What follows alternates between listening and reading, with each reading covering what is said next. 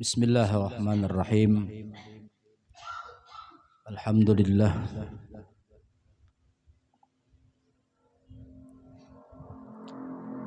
Alhamdulillahi wassalatu wassalamu ala rasulillah wa ala alihi wa sahbihi wa mawalah ma ba'd.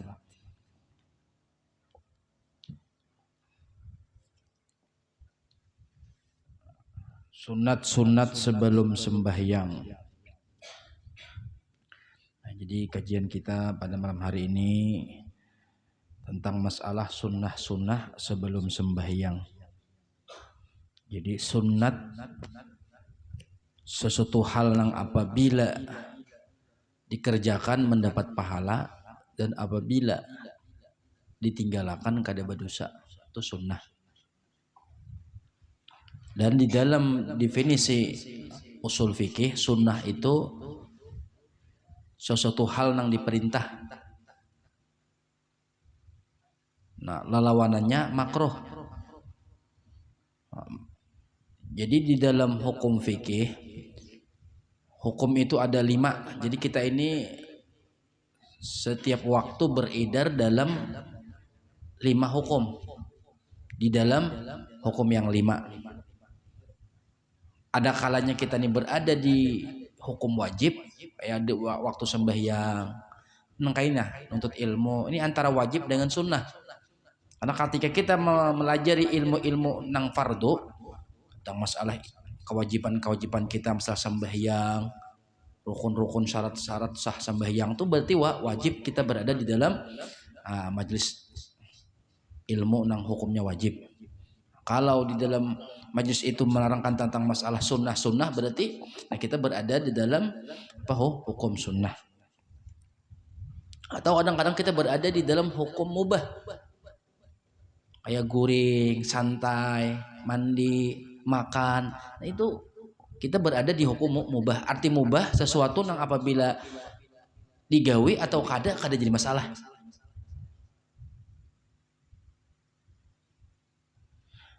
Namun mubah itu kayaknya pun bisa naik menjadi hukum sunnat apabila dengan niat yang baik.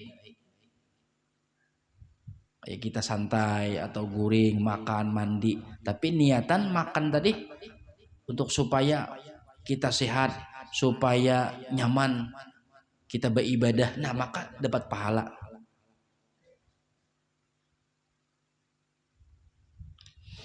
Nah, adapun sunnah ini sesuatu hal yang dianjurkan atau diperintah untuk melaksanakannya, walaupun perintahnya tuh kada kuat nang kayak wajib. Artinya boleh-boleh aja kada digawit, cuma tetap bagi kita nang ingin keberuntungan lah di akhirat, itu mesti harus kita melaksanakan yang sunnah. Kita kalau di dunia berdataan hendak supaya untung, yalah ngapa aja hendak beruntung, berusaha hendak untung, berdagang hendak untung, bahkan begana di kampung tidak mengkawah hendak untung. Nah, jadi keuntungan itu ditentukan dengan dalam masalah pahala atau dalam masalah agama bagaimana pelaksanaan kita dalam masalah sunnah. Kalau wajib itu namanya modal. Kalau sunnah itu keuntungan. Ada kawa kita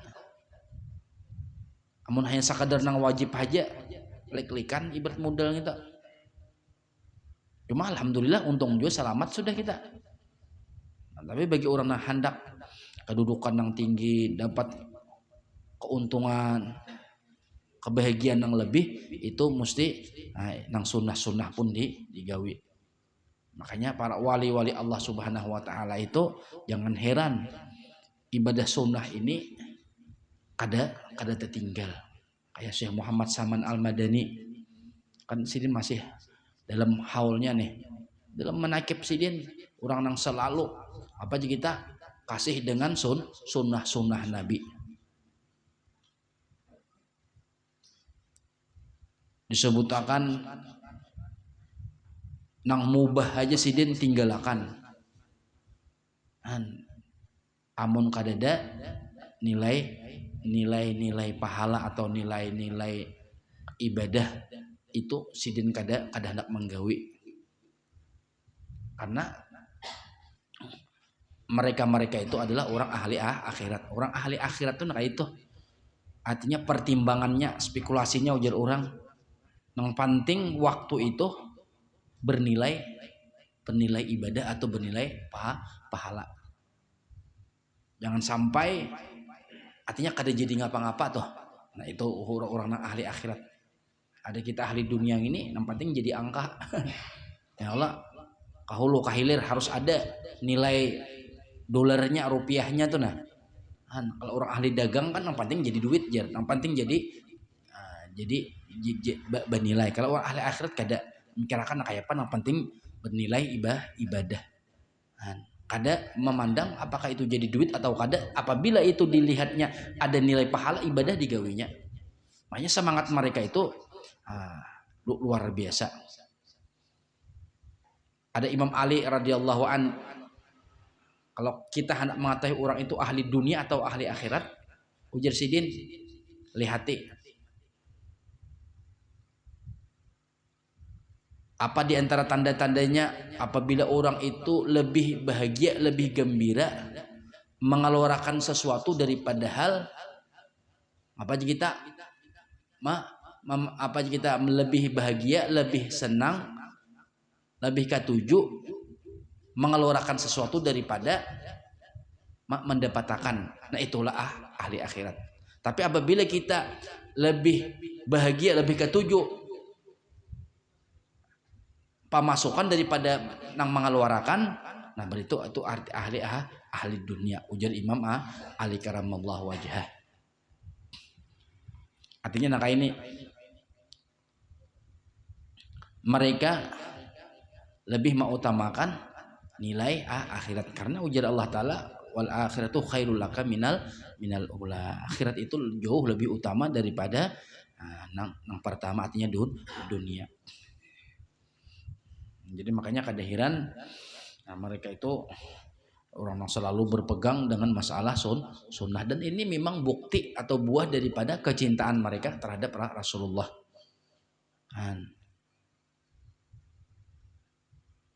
Jadi kalau kita hendak mengetahui orang ini bujur-bujur cinta lawan Nabi, nah lihati bagaimana ittiba'nya di dalam mengerjakan sunnahnya Rasulullah Sallallahu Alaihi Wasallam. Walaupun sidin itu kada mengaku, artinya aku cinta Nabi, walaupun sidin itu kada kelihatan umpamanya nih, cuma kalau orang tuh luar biasa dalam menghidupkan sunnah, nah itu jelas sudah buah daripada cintanya lawan Rasulullah Sallallahu Alaihi Wasallam. Sedikit pun kada tertinggal sunnah Nabi, baik cara berpakaiannya, cara guringnya, ya Allah, caranya bermuamalah dengan orang-orang lain. Nah selalu kayak apa nak mencontoh Nabi, nah itu bukti cintanya seseorang lawan Rasulullah Sallallahu Alaihi Wasallam secara zahir nih. Nah kamu apa sunat-sunat sebelum sembahyang? Pertama adzan dan iqamah. Nah, adzan lawan qamat ini sudah apa aja kita termasuk sunnah-sunnah di dalam sebelum sembahyang. Tahu berdatan kita nang naran adzan. Di sini disebutkan al hikmah minal adzan arba'atun. Hikmah tujuan daripada disyariatkannya bang nih. Dan kita tahu sudah pahala orang bang nih ganal benar. Tuh nah, sekali kita bang itu pahalanya sebanyak orang nang datang untuk melaksanakan sembahyang berjamaah. Orang nang datang punya 20 dapat kita pahala ke-20-nya itu kan. Bahkan sebagian ulama mengatakan mana abdalnya antara bang lawan jadi imam. Nah ada yang mengatakan bang itu lebih abdal daripada imam, artinya kenal pahalanya daripada imam. Karena apa? Sebagai sebab nah orang datangan untuk sembahyang berjamaah. Di antara hikmahnya al-i'lam bidukhulil waqti. Nah, dengan adzan, dengan bang itu kita memberitahu masuk waktu sudah. Sehingga orang-orang tahu. Ah, lo buah nang di rumah bebinian sembahyangan kan gara-gara kita nang memberitahu. Berarti gunal benar kita pahala kebaikannya tuh. Bagi nang kayak bang maghrib kan dengan kita bang berbuka puasa orang. Kita bang subuh bangunan orang kan luar biasa tuh. Artinya tuh kebaikannya kita di dalam apa kita memberitahu orang tentang masuknya waktu. Yang kedua dakwah ilal jamaah. Nanti kita mengajak untuk orang berjamaah. Makanya bang itu maknanya hayya 'alas shalah. Apa artinya? Cuman hayya 'alas shalah itu kita bahasakan mari kita sembahyangan. Nah itu cuman tegal kita kada paham benar ya kalau hayya 'alas shalah. Ayo mari kita sembahyangan di kita nak itu nah. Hayya 'alal falah. Ayo kita menuju kepada kemenangan dan keberuntungan. Artinya orang yang berjamaah tuh dapat keuntungan dan keberuntungan. Tapi nang nikiau ini kada igul-igul ya Allah. Padahal disuruh untuk sembahyang, disuruh untuk apa kita supaya dapat keuntungan.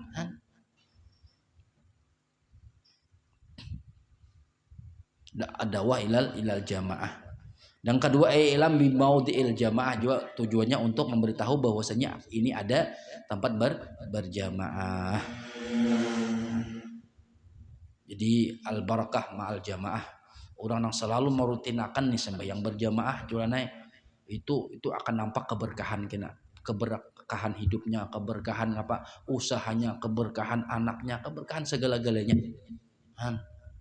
Bahkan di dalam sebuah dalam kitab Kifayatul Atqiya nih, di antara kisah atau kejadian ketika Rasulullah Shallallahu Alaihi Wasallam kan dimi'rajkan nih, kemudian Nabi diperlihatkan oleh Allah Subhanahu Wa Taala surga dengan berbagai macam kenikmatannya. Jadi Nabi masuk ke surga.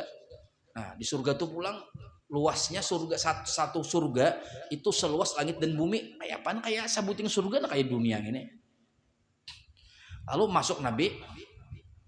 Nah, di dalam surga tuh ada sebuah istana. Cuman istana.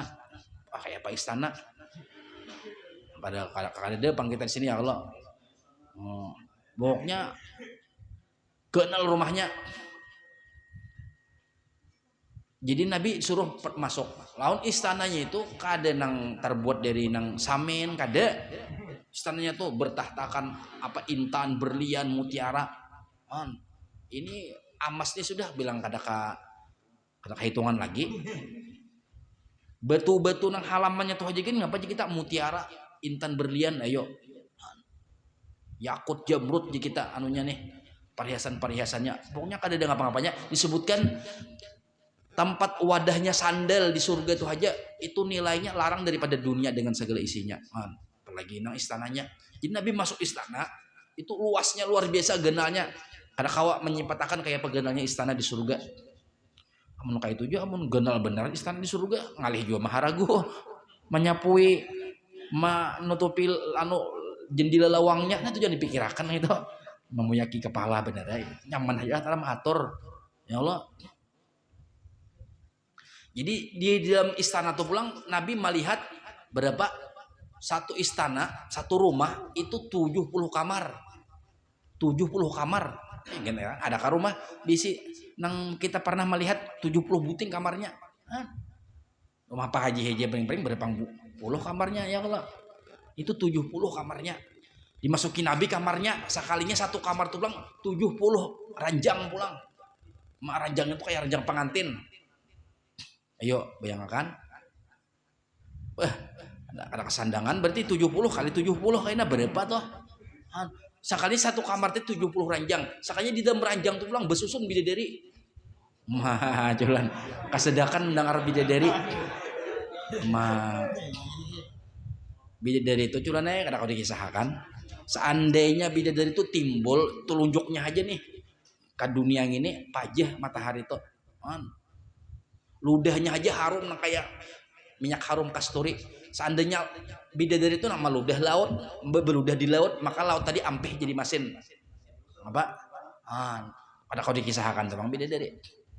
Ada kisah orang bermimpi bidadari lah, orang bahari kisah bidadari, kita mimpi melihat bidadari di dalam mimpi aja. Sakalinya sidin kadada hasrat lagi nih lawan bebinian di dunia, bahkan lawan bini sidin pun kada benafsu lagi. Ini bahaya juga mun bermimpi bidadari pindah kada mau kawin lagi culan kena. Sampai 3 bulan sidin kena lagi hidup nih, mula kayak ingatan lebih dari tadi. Sampai sidin minta supaya apa dipercepat aja meninggal karena saking rindunya, saking katujunya lawan bidadari tadi. Makanya kita nih rahmat Allah Ta'ala kada dimimpiakan lawan bidadari. Kalau bermimpi lah berem kena carok kada membegawi kada mau lagi ya, kalau mau ngotpang lagi nah mahayal culan. Saking bungasnya tuh kayaknya di surga kita hanya melihat nang kayak apa rupa bidadari nang kada kawa kita bayangkan rupanya. Sebungas-bungasnya bebinya di dunia tuh kada ngapa-ngapanya loh bidadari. Kada ada ngapa-ngapanya. Kada kawa pang memadahkannya kada bisa melihat juga bang. Ya kalau hidungnya mancung, matanya kada kau dikisahkan tuh bang. Dan itu kayaknya jadi milik kita. Kada seekong bidadari kita hendak berapa ekong hendak. Jadi sebuah kasur tadi ya kada salah 40 ekong bidadari bersusun di ranjang tadi. Ayo. Jadi ujar Rasulullah, wahai Jibril, ini gesan siapa sebuah istana ini? Nang di dalam rumah tadi ada 70 kamar, setiap kamar tuh ada 70 ranjang, setiap keranjang itu 20 bidadari siap sudah. Ini ujar malaikat Jibril untuk umatmu nang selalu, artinya apa? Nah, jadi kita istiqamah selalu rajin sembahyang berjamaah 5 waktu. Kalima waktunya culanai. Culan ini paling maghrib lawan isya. Kada dapat kita. Kalimanya itu nah. Hadirin jamaah sekalian yang dimuliakan oleh Allah Subhanahu wa taala. Nah, jadi sembahyang berjamaah termasuk sunnah Nabi nang sangat ditakanakan oleh Nabi. Bukti kita cinta lawan Nabi, nah dewi sunnahnya. Kadang kala kita aku cinta Nabi, aku cinta Nabi, mana buktinya? Wah ini kan perlu bukti ya kalau culan. Culan. Nah mudah-mudahan ada manfaatnya, mudah-mudahan ada berkahnya. Amin amin ya rabbal alamin. Al-Fatihah. Bismillahirrahmanirrahim.